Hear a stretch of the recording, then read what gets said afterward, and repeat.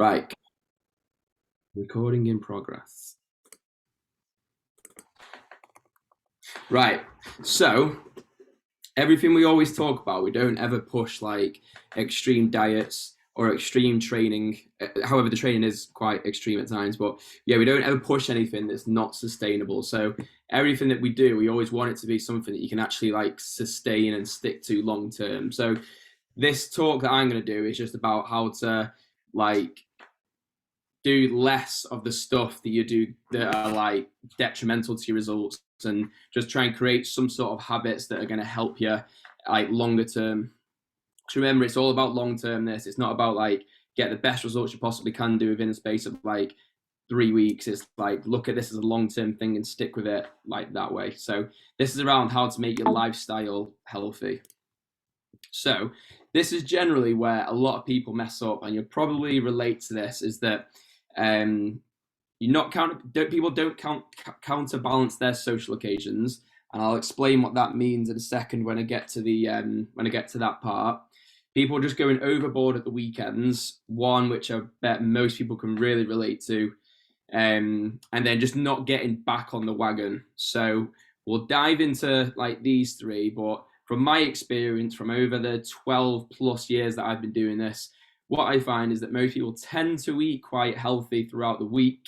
But then when it comes to like social occasions, they just go overboard, or weekends, everything just goes out the window. And like the weekend ends up turning into like a full week because you just don't really get back on the wagon as such. So let's talk through like counterbalancing social occasions, because like ultimately, like we're all going to go on social occasions. I am not here telling you to not go and be social with your friends, because that is not what life's about. Life is there to go out, socialize with people, have fun, like enjoy yourself. But what if that enjoying yourself becomes like again detrimental to your results? So these are just a few really simple things that you could start looking at, which will help with social occasions. So, for example, if you're going out for a meal and you want to really enjoy the meal, let's say you want to have 3 courses, which I am all for. If you want to have 3 courses and you want to go out all out, one really simple thing you can do is just look at the menu ahead of time. So if you know you're going to a restaurant and you know the name of it, you know everything about it, just look online and just have a look at what the menu is ahead of time. That way, it just gives you a bit of an idea to um, of what to sort of go for when you get there, so that when you're choosing the menu, when you're choosing from the menu, it's not a surprise, it's not a shock at all. You sort of know what you can have. And generally, I imagine the question is what's health. I imagine the question on most people's lips now is what is healthy to have at a restaurant. Generally, you just want to have the meal that's probably higher in protein, has more vegetables. Can you go for like a veg option over like chips or something? Can you not have the bread? Can you have like can you share a starter? Can you share a dessert? These simple things do make a big difference. But it means you can go and enjoy yourself, but like not have it be detrimental to your to your results. But the other thing is as well, like if you just want to go all out and just forget about every single thing that I've said, that's absolutely fine. But what you could look to do instead is just make sure that if you know you're going to go out that evening and easily eat over 1,500 calories in the space of a few hours, can you get even more active that day? So the second point here is, can you get active that day? So again, if you know you're going out tomorrow night and you normally train on a Friday, let's say, can you go out and do like a 1 hour walk like before you start getting ready to go out? Can you do something extra that's going to sort of counterbalance that? And can you do something extra the next day that's going to again counterbalance it? Because let's say you go for a walk for 1 hour and it burns up 400 or 500 sort of calories, and you do that on the Friday, you do that on the Saturday, you're talking like over 1,000 calories that you could have burned just from being more active. So it's just a juggling act. If you know you're going to go out and eat and drink more, can you simply just move more like the day of and the day after? It's really simple. Simple one again is just to drink plenty of water. Now, further down the slide, I'm going to talk about like alcohol intake, But like just drinking plenty of water throughout the night, keep yourself hydrated. It'll make you feel better the next day. I know whenever I've been on nights out, if I just drink loads of water, like it makes such a difference to the way you feel the next day. So just drinking, if you're going to go out and you're going to be drinking wine, beer, cocktails, everything, just make sure you drink plenty of water throughout the night so you're staying hydrated and you feel okay. And generally, when you drink more water, you'll end up drinking less alcohol as well.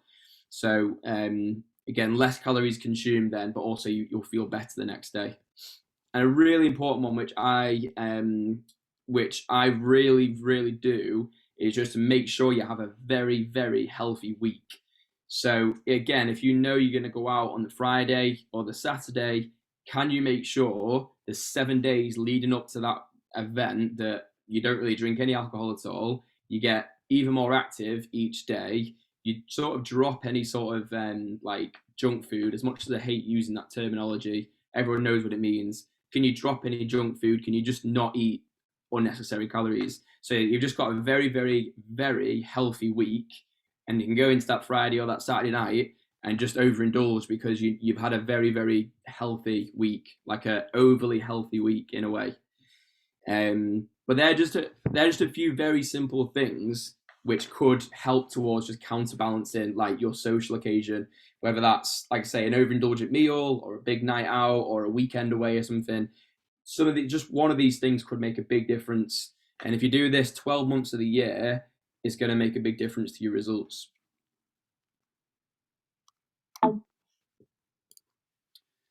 So weekend binges. So again, from my experience and the amount of times I speak to people and they say that the weekend has just been like they've overindulged, they've eaten too much, they haven't done enough exercise, that sort of thing. These weekend binges just like, again, really counterbalance your results. So I'm saying what generally happens at the weekend. This doesn't apply to everyone, I can bet you, but this is what generally happens over the weekend. So your activity levels go down. For example, you aren't physically going into work, or you're not working, so you're off at the weekend. So you tend to sleep in more, which is good. Get more sleep, but generally you might just do less at the weekend. Again, this might not apply to everyone. Some people might do a whole lot more at the weekend because they've got more time.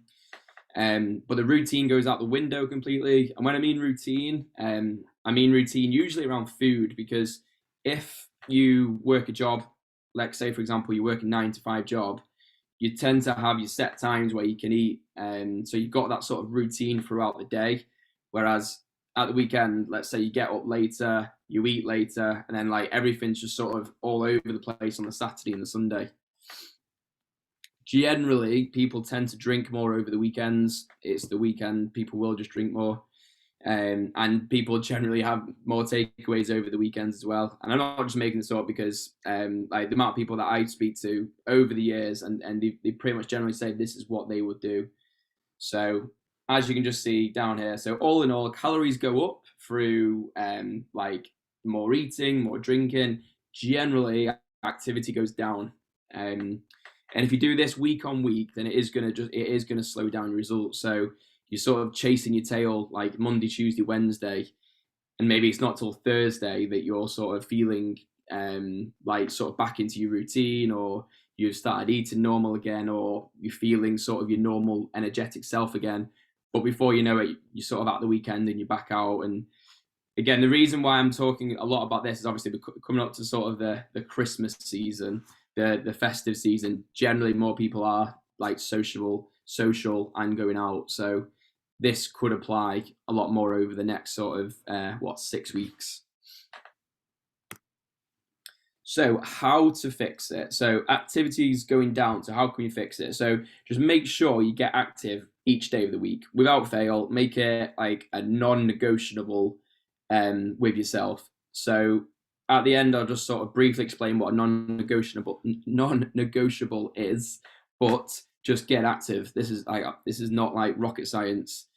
If you know at the weekends like you don't do as much walking and you're less active, like just go and walk. It doesn't have to be complicated. Don't have to do anything groundbreaking. Just go for a long walk each day, but sort of fit it into your day and do it.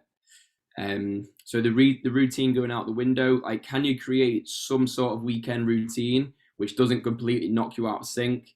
So if generally on a weekend you're a bit all over the place, you might be driving the kids to different sports or activities or birthday parties, or you might sleep in or something. Can you still create some sort of like plan, some sort of routine?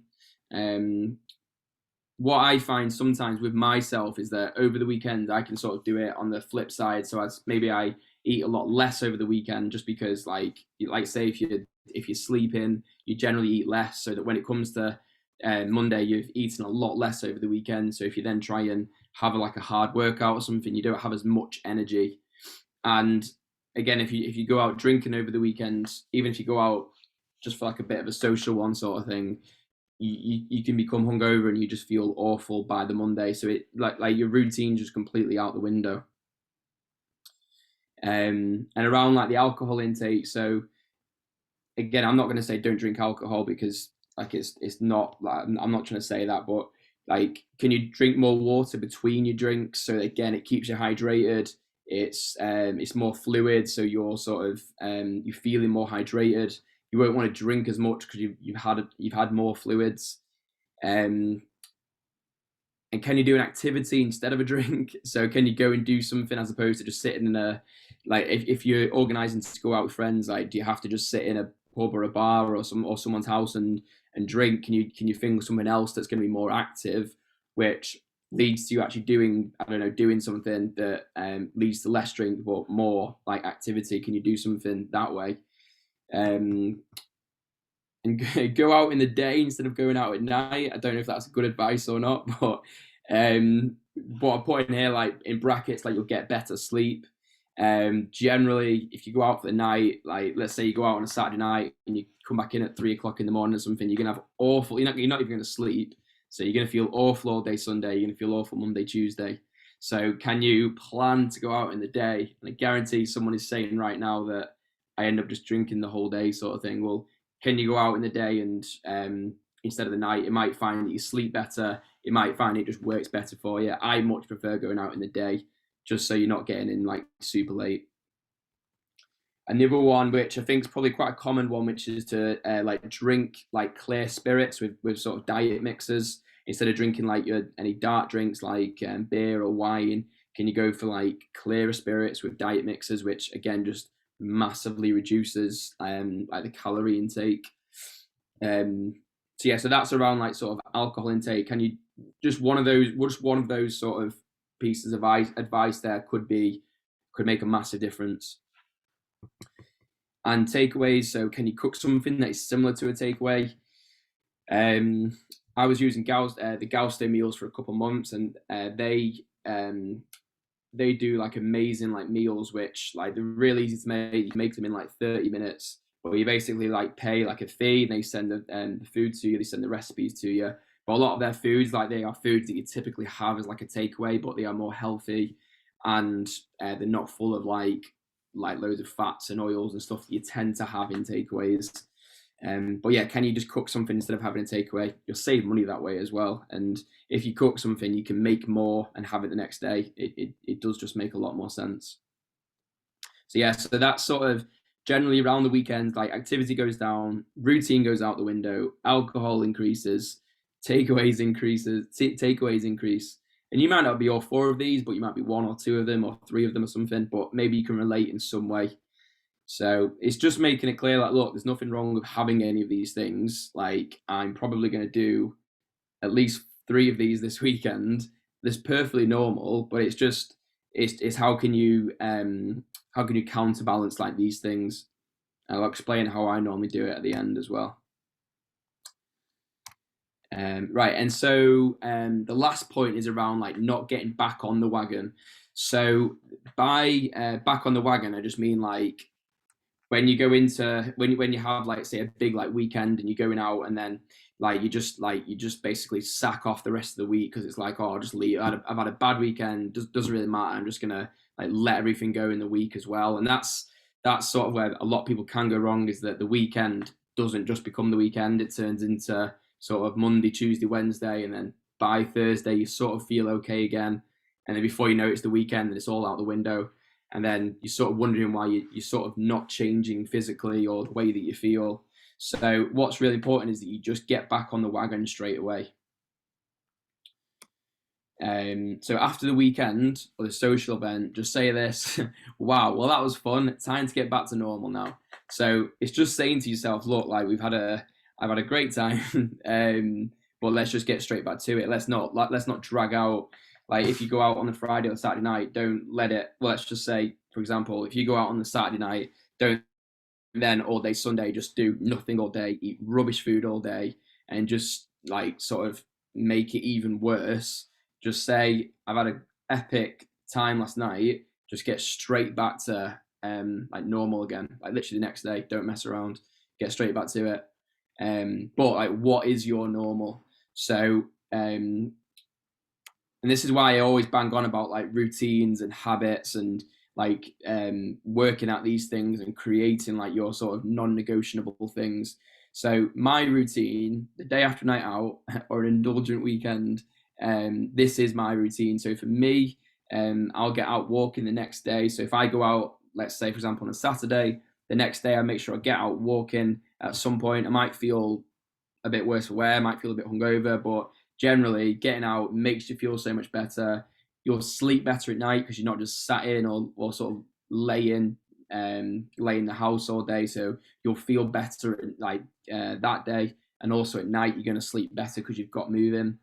I make sure I have healthy meals all day. So like generally make sure at every meal, like protein, veg, fruit, usually generally have low carb, because if I've sort of overindulged the night before, it's usually on carbs that you overindulge on. So I generally just make sure I have like a low carb day, like the day after. And when I say low carbs, I just mean like pasta, rice, potatoes, those sorts of things. Nothing wrong with like oats and stuff, but just like those heavy carbs or like sugary carbs that you just don't need, like chocolate, for example. So just try and make sure the day after that you're having healthy meals so that your body's recovering. Lots of water as well. So just make sure you just literally the whole day just drinking lots of water. I tend not to have coffee the day after because I'm super dehydrated by that point anyway if I've been out. So I'll make sure I drink lots of water and really focus on rehydrating myself the next day.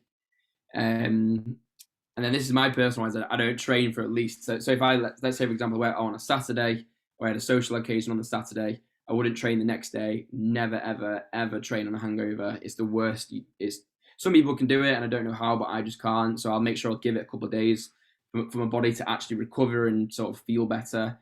So for me, like I say, if I go out, that's my routine the next day. Like I know exactly what I'm doing. I'm getting out on a walk, making sure every meal is healthy so that my body's replenished and feel better.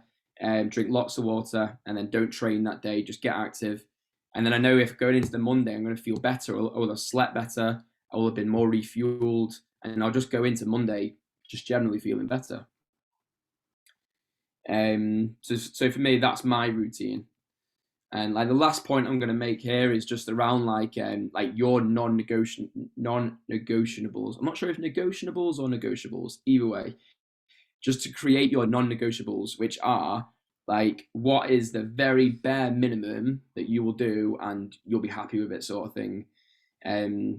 So like what do you do as an absolute bare minimum each day in each week? So for me, each day, 10,000 steps, quite a like arbitrary number, but that's sort of generally what I aim for, about 10,000 steps each day.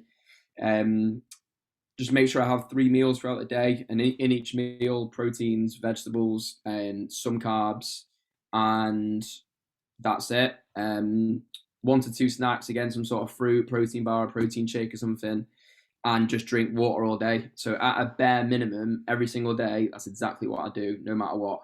That's exactly what I'll do. So that's my absolute non-negotiable bare minimum, because I know that's what I need to sort of do to keep healthy and feel healthy and be able to exercise and work out.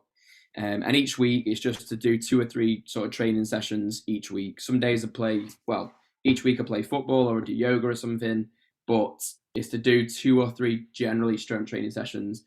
So if it gets around to Friday and I'm not doing anything, I'll make sure I do something Friday and Sunday, or Friday and Saturday, to make sure I get those 2 sessions in.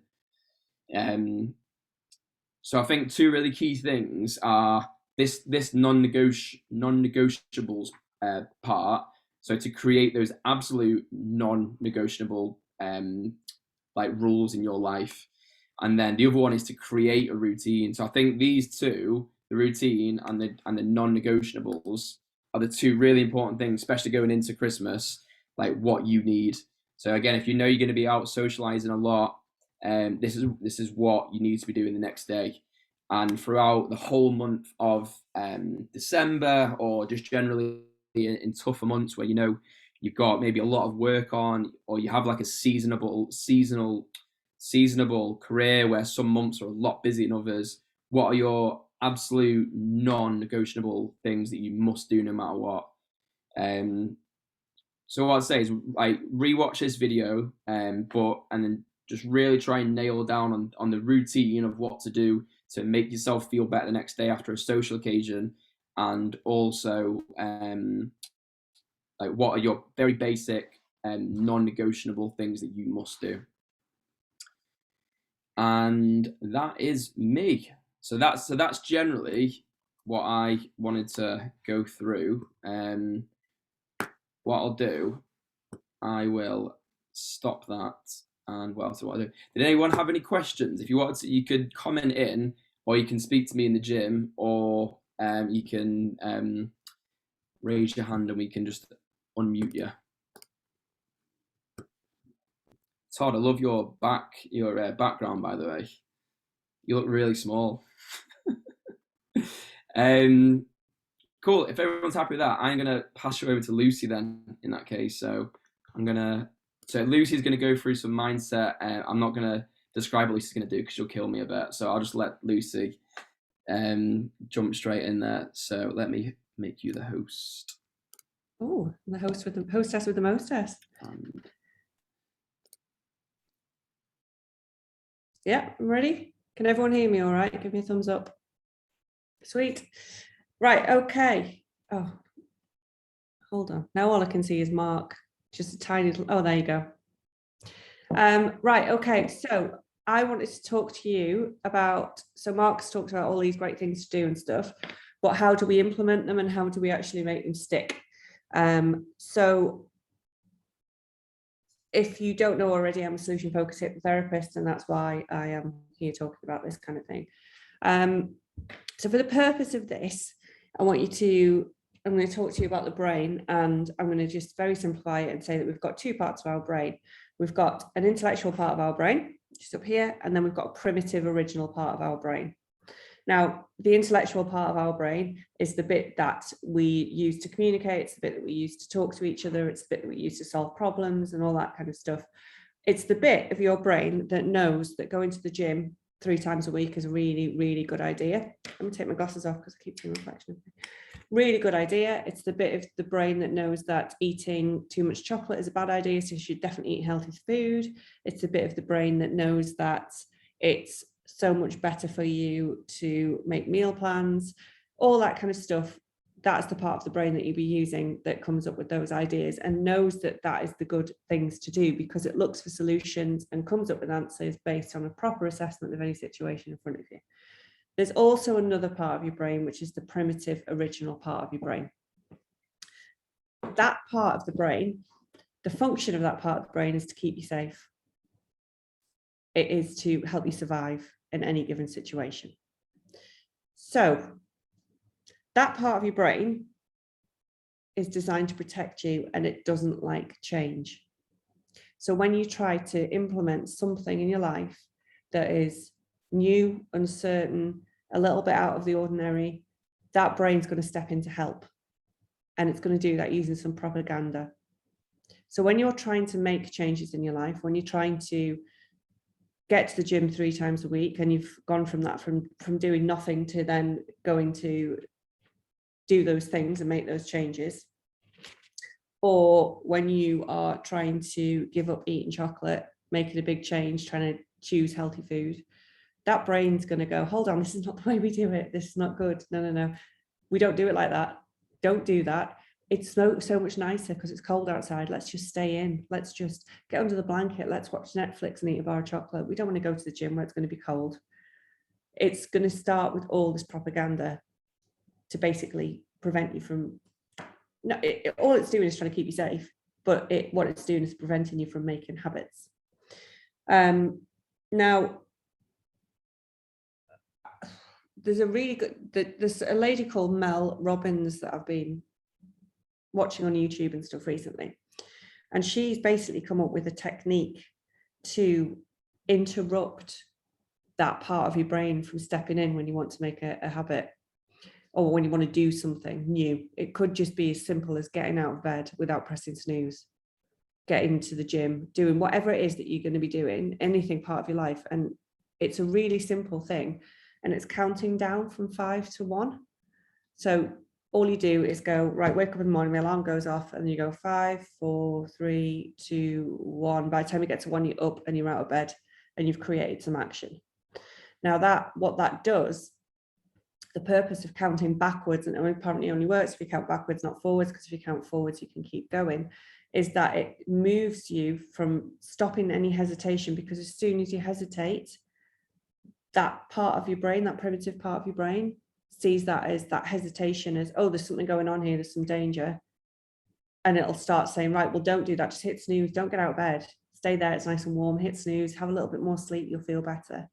If you interrupt that with the 5, 4, 3, 2, 1, as she says it moves you into that intellectual part of your brain. You've been taking some action and it forces you to get up and get out of bed and do what you need to do in the day.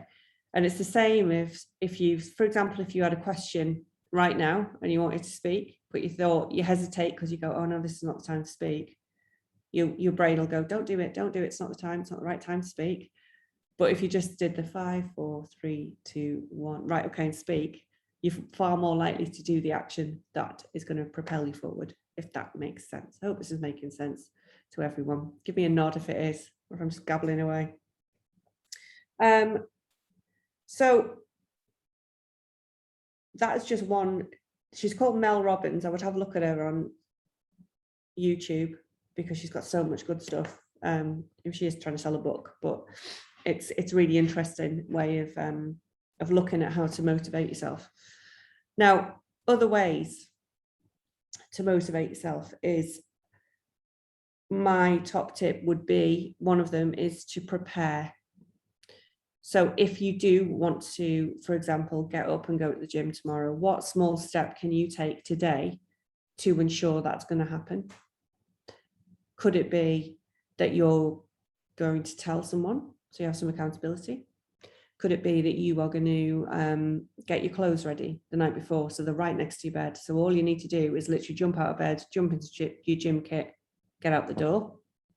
So little things like that. What are you going to do to prepare your brain? Because the more that you prepare and you tell your brain that you're going to do something, the less likely that primitive minded part of your brain is going to kick in, start with the propaganda, and you're more likely to do what you have set in mind to do. And that comes with setting goals as well.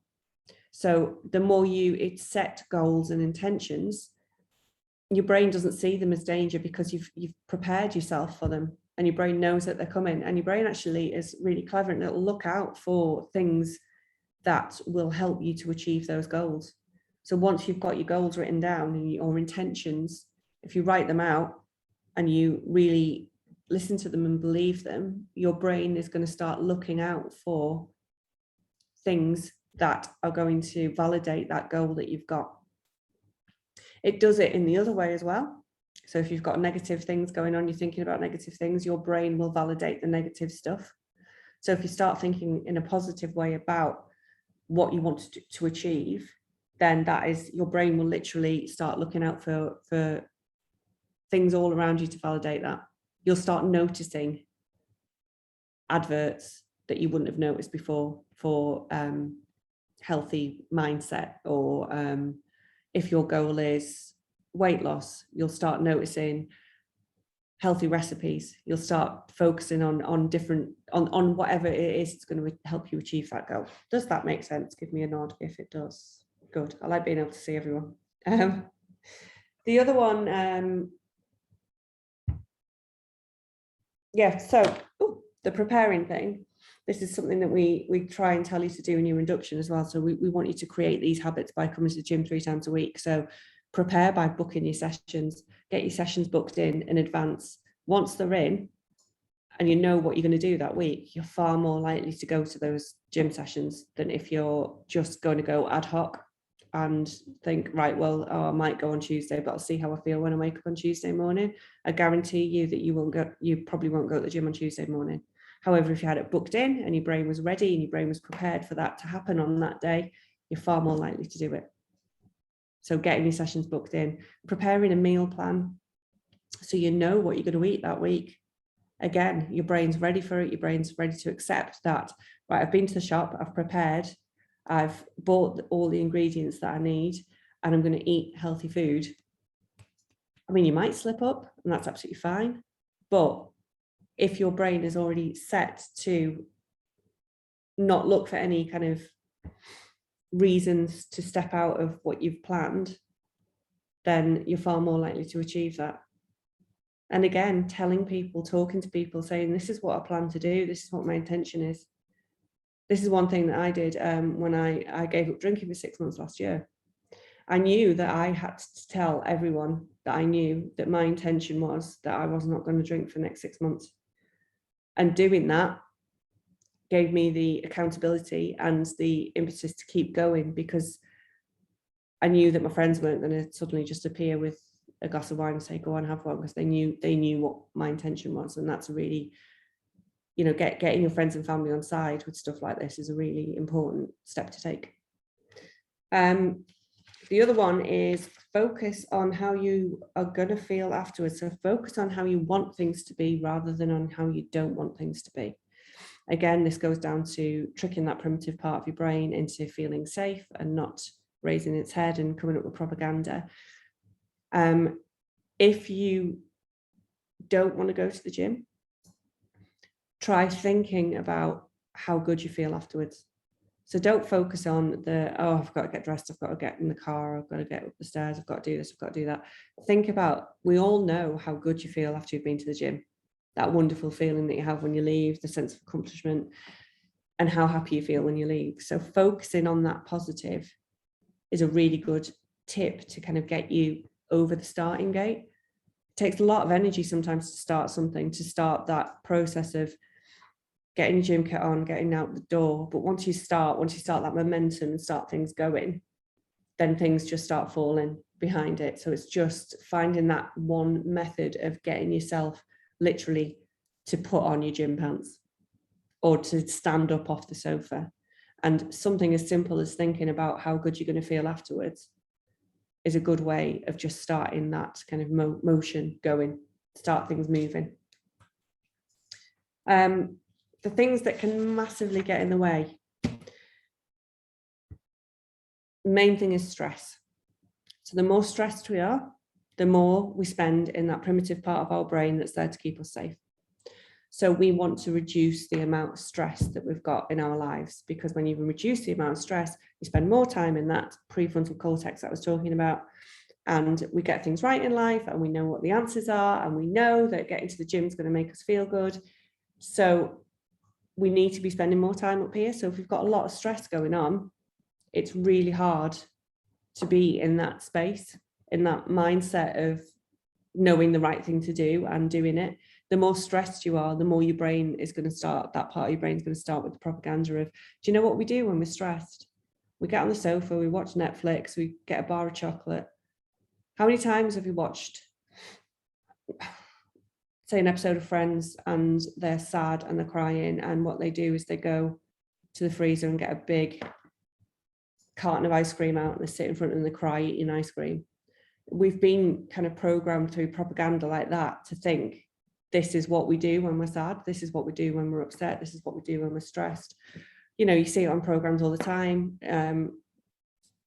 A busy working mum walks through the front door, she's had a crap day, it could be a solicitor or a doctor or anyone walks through the door, they open the fridge, they crack open some wine, you hear the glug, glug, glug, glug, glug in the glass and the neck the wine, and it all gets fed into our subconscious that this is what we do when we're stressed.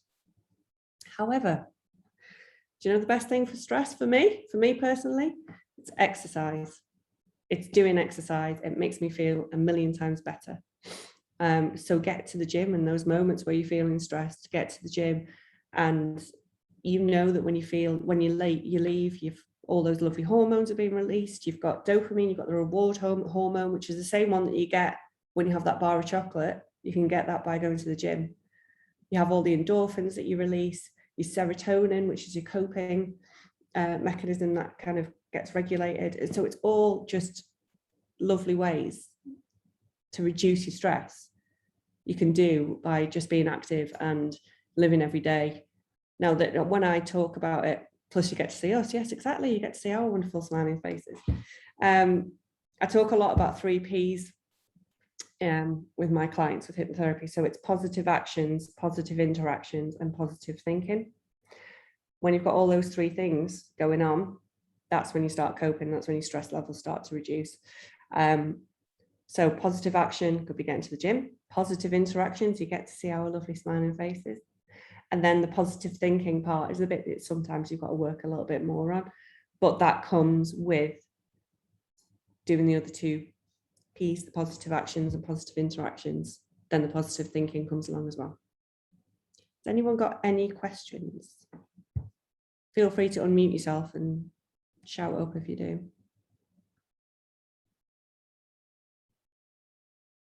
No? I've got a question, Luce. Go on. Sometimes I think as well that like the gym works for me, but sometimes it doesn't work for me as well, and like that's also absolutely fine. Yeah. Like if sometimes if you just want to go for a walk instead of going to the gym, but Yeah. you might have 2 or 3 different things that you just go to when you are feeling stressed. So it's basically find what works for you and do more of it. Yeah, is what I'd say. definitely. So yeah, no, I'm the same. If I'm really stressed, exercise puts stress on your body. So if you're very, very, very stressed, you don't want to stress your body anymore, but doing something positive that you really like in those situations, it could be having a brew with your mate, or I don't know, doing some knitting, having a hot bath, anything like that, just to reduce your stress is so much more productive than doing the stuff like eating a bar of chocolate down in wine or whatever it is. Does that make sense? Am I waffling now? I feel like I'm waffling. Hello? You still there, Mark? Makes sense. Thank you. Sorry, I didn't realize I was muted. Yeah. So it doesn't have to be all the time exercise, but for me, that is the one thing that works for me more than anything. But it can just be the same, like you say, it doesn't have to be full on hard. Get down to the gym and pound out one of Mark's infamous finishes. It could just be getting outside in the fresh air, going for a walk, being around nature, hanging out with your mates, anything, reading a book, whatever it is that you can do to help you de-stress works just as well. Any other questions?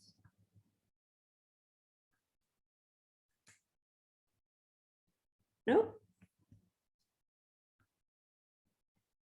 No? Okay. If anyone else got any questions or wants to have a chat with me about any of that, just grab me in the gym. I can talk for hours about this kind of stuff. Thank you, Lucy. No worries. That was done, Mark. Yeah, all good. Oh, hold on. Sophie's got a question. How to cope best with illness. Me and Charlotte are both being a bit poorly this week. I pushed myself to go to the gym on Tuesday. Sorry, Mark. Ended up feeling worse. Is it best just to take a break once in a while? Yes, 100%. I would say, yeah. It's exactly what I was saying about when I'm hungover, I do not go to the gym because I know I'll feel 10 times worse if I try and go on a hangover, or if I'm ill. If someone's unwell, just don't go to the gym. Like, you're only gonna, in my opinion, you're only gonna make it worse. So absolutely nothing wrong with just taking 2 or 3 days rest, fully recovering, and then coming back when you're feeling better. Don't force yourself in. No, I agree. Especially if you've got if you're like lightheaded or dizzy or like a chest infection or something, don't, because Like it's if you've got a headache, sometimes an exercise can help. But if it's like something like on your chest or like lightheaded or feeling weak, I definitely wouldn't go because it's only going to be dangerous if anything. Yeah. Yep.